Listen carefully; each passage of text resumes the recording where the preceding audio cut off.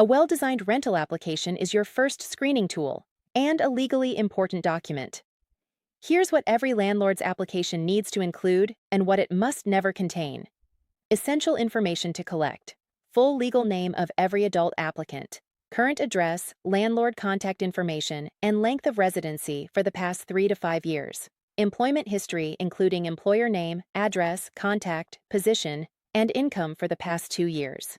Authorization to contact employers and prior landlords. Social security number and date of birth for identity verification and screening. A signature authorizing you to obtain a consumer report. This is required by the FCRA. What to avoid? Applications that ask about national origin, religion, or citizenship status. These can create fair housing liability. Questions about whether the applicant has children or plans to have children. Familial status is a protected class. Questions about disability or mental health conditions.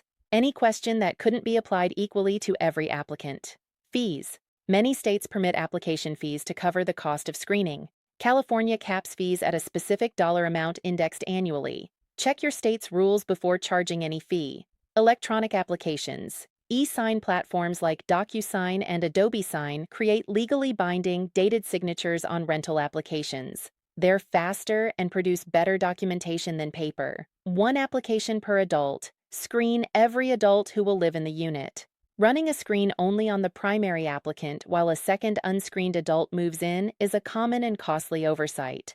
TenantScreeningBackgroundCheck.com. Our FCRA-compliant reports are designed to work seamlessly with your application process.